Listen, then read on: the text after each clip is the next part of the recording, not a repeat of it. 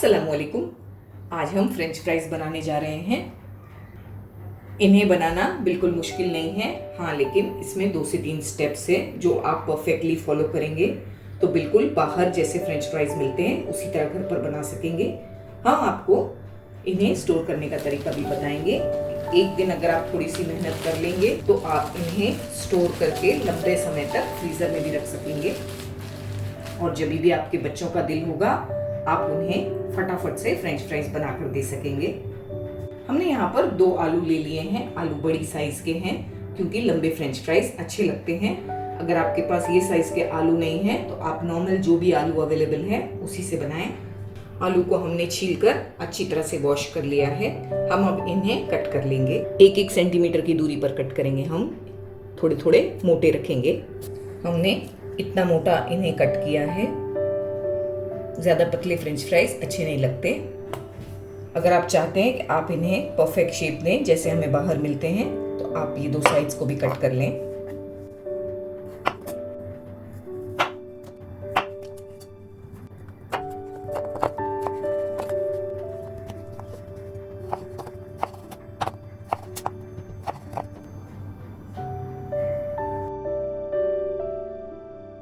अच्छी तरह से आलूओं को हमने कट कर लिया है। हमने एक बोल में ठंडा पानी लेकर उसमें 1 टेबलस्पून नमक डाल दिया है। पानी हमने ठंडा फ्रिज का यूज़ किया है। तमाम आलूओं को हम इसमें डुबा देंगे।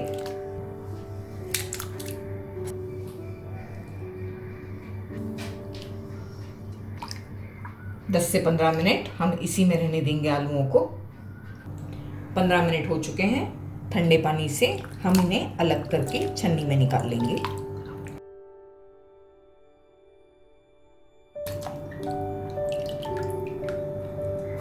हम अब इन्हें नल के नीचे छुट्टे पानी से अच्छी तरह से वॉश कर लेंगे। हमने एक बड़े बर्तन में पानी बॉईल करने के लिए रखा है। आप देख सकते हैं कि पानी उबल नहीं रहा है लेकिन काफी गर्म है। यही पॉइंट पे हम आलू के जो स्लिट्स हैं वो इसमें डाल देंगे। फ्लेम को हमने हाई रखा है। इस तरह का आप थोड़ा ब्रॉड बर्तन लें, चौड़ा बर्तन लें। फ्लेम को हमने हाई रखा है और बस 3 से 4 मिनट इसी तरह हम इसे पकने देंगे। ध्यान रहे 3 से 4 मिनट से ज़्यादा नहीं रखना है पानी में। हमने इन्हें 3 से 3.5 मिनट पानी में रहने दिया है। इसी तरह हम बस पानी में से अब इन्हें निकाल लेंगे।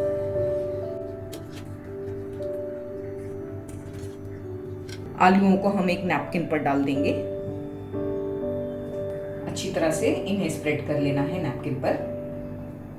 आलूओं को ज़्यादा बॉईल नहीं करना है, बस हमें ब्लांच करना है 3 से 4 मिनट। हम इन्हें कवर भी कर देंगे दूसरे हिस्से से नैपकिन के इस तरह से, ताकि ऊपर से भी ये अच्छी तरह से सूख जाए, ड्राई हो जाए।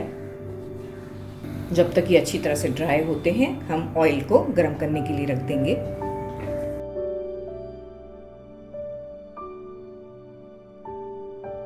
10 मिनट हमने इस तरह से नैपकिन में रख दिया था। आलू अच्छी तरह से ड्राई हो गए हैं, बिल्कुल नमी नहीं है इनमें। ये फ्राई करने के लिए बिल्कुल तैयार है।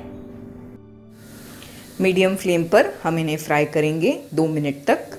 2 मिनट से ज़्यादा नहीं करेंगे, बस तब तक जब तक एक हल्की कोटिंग नहीं आ जाती इन पर। हम आपको बताएंगे ये किस तरह दिख रहे हैं। इन पर एक हल्की सी कोटिंग आ गई है। बस इन्हें निकाल लेना है हमें टिश्यू पेपर पर। हमने तमाम फ्रेंच फ्राइज को इस तरह से टिश्यू पर निकाल लिया है। इस पर हम और एक टिश्यू लगा देंगे इस तरह से हल्के हल्के हाथों से। हमें इसे पूरी तरह ठंडा होने देना है। हम अब इन्हें स्टोर भी करेंगे और कुछ फ्रेंच फ्राइज आपको फ्राई करके भी बताएंगे। 15 से 20 मिनट के लिए हमने इसी तरह इन्हें छोड़ दिया था ठंडा होने के लिए और इस तरह से इन पर टिश्यू पेपर लगा दिया था ताकि एक्सेस ऑयल जो है वो सोख हो जाए। हम इसीलिए इस तरह करते हैं क्योंकि हम इन्हें स्टोर करेंगे। ये पॉइंट पर आप इन्हें स्टोर कर सकते हैं। आप चाहें तो एयर टाइट कंटेनर्स में स्टोर कर सकते हैं। हम इन्हें इस तरह की बैग्स में स्टोर करेंगे।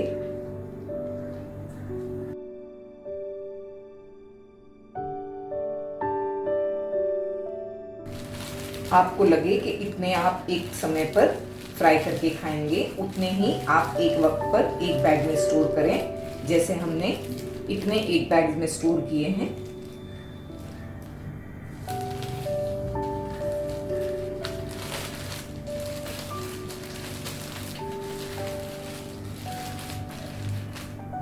आपने देखा किस तरह आप इन्हें स्टोर करके रख सकते हैं फ्रीज़र में। कम से कम 1 महीना ये आराम से चलेंगे, उससे ज़्यादा भी चलेंगे। हम एक पैकेट अभी बनाकर आपको दिखाएंगे, लेकिन आपको एक चीज़ का ध्यान रखना है कि जब इन्हें आप फ्राई करें तो पहली बार फ्राई करने के बाद इन्हें पूरी तरह से ठंडा होने दें। अगर ये ज़रा से भी गर्म होंगे तो ये सही तरीके से फ्राई नहीं होंगे और आपके जो चिप्स हैं वो बिल्कुल परफेक्ट नहीं मिलेंगे जिस तरह से हमें बाहर मिलते हैं। तो ध्यान रहे, बिल्कुल अच्छी तरह से ठंडा करके बाद में फ्राई करना है। आप चाहें तो इन्हें आधे घंटे के लिए फ्रिज में रख दें, उसके बाद सेकेंड बार फ्राई करें। यहाँ हमें बिल्कुल गरम तेल लेना है। गरम तेल में हम इन्हें फ्राई करेंगे। हमें इन्हें फ्राई करने में 4 से 5 मिनट लग जाएंगे। चलाते हुए फ्राई करेंगे ताकि सब पर एक अच्छा सा गोल्डन ब्राउन कलर आ जाए। मीडियम फ्लेम पर इस तरह से चलाते हुए हमने 4 से 5 मिनट इन्हें फ्राई किया है। माशाल्लाह बहुत अच्छा गोल्डन कलर आ गया है। बस ऐसा ही कलर चाहिए हमें। इन्हें फ्राई करके हम टिश्यू पेपर पर नहीं निकालेंगे। टिश्यू पेपर पर निकालने से ये नरम भी पड़ सकते हैं। हम इन्हें प्लेट पर निकालेंगे और जब ये हल्के गर्म होंगे तभी हम इसमें नमक मिलाएंगे।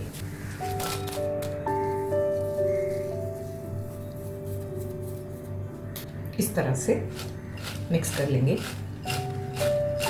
माशाल्लाह आप आवाज़ सुन रहे हैं, बिल्कुल अच्छे और क्रिस्पी फ्रेंच फ्राइज बने हैं, उसी तरह जिस तरह हम बाहर जाकर खाते हैं, बिल्कुल वैसे ही फ्रेंच फ्राइज बने हैं माशाल्लाह।